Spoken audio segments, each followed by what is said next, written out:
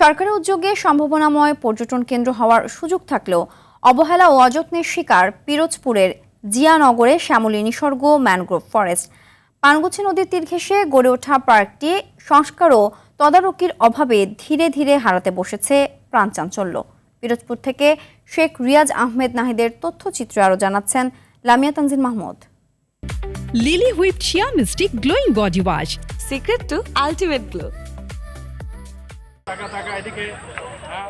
সুন্দরবনের কাছাকাছি পানগুছি নদীর তীর ঘেঁষে নির্মিত উপজেলার চণ্ডীপুরের পার্কটি স্থানীয়ভাবে পরিচিতি পেয়েছিল ব্যতিক্রমধর্মী পর্যটন স্পট হিসেবে, যেখানে রয়েছে কেওড়া, বাইন, কেওয়া সহ বিভিন্ন প্রজাতির ম্যানগ্রোভ জাতীয় গাছ। তবে যুগোপযোগী সংস্কার ও নিয়মিত তদারকির অভাবে পার্কটি এখন ধ্বংসের মুখে। পার্কটি নির্মাণ ও উন্নয়নের জন্য সরকারি কোনো নির্দিষ্ট বরাদ্দ না থাকায় শুরু থেকেই সম্ভব হয়নি পার্কের পূর্ণাঙ্গ উন্নয়ন। প্রয়োজনীয় অবকাঠামো, নিরাপত্তা ব্যবস্থা ও রক্ষণাবেক্ষণের অভাবে ধীরে ধীরে হারিয়ে যেতে থাকে পার্কটি জৌলুস। এই যে বাঁশ দিয়ে তৈরি ব্রিজ, এটি আগে অনেক সুন্দর ছিল এবং ভালো ছিল, বাট এখন এগুলো ভেঙে গেছে।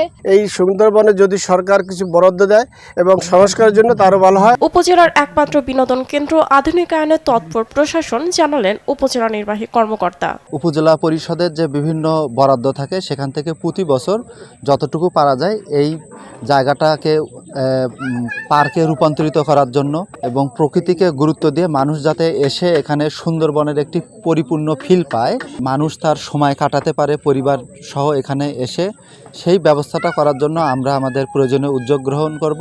নতুন প্রকল্পের মাধ্যমে পার্কটিকে একটি বিনোদন কেন্দ্রে পরিণত করতে কার্যক্রম অব্যাহত রয়েছে বলে জানান প্রশাসক। আমরা এই গণতান্ত্রিক সরকারের প্রতিনিধি হিসাবে আমরা আশা করছি যে জেলা পরিষদ থেকে এবং জেলা প্রশাসন থেকে যৌথভাবে আমরা এটাকে একটি মডেল পার্ক তৈরি করব। 40 একরের বিশাল পার্কের ভাঙাচোরা খেলনা আর জরাজীর্ণ পরিবেশই প্রমাণ করে সরকারি সম্পদ রক্ষণাবেক্ষণে কর্তা ব্যক্তিদের সদিচ্ছা আসলে কতটুকু। তবু প্রশাসনের আশ্বাসে বিশ্বাস রেখেছেন সংশ্লিষ্টরা। লামিয়া তানজিন মাহমুদ, RTV।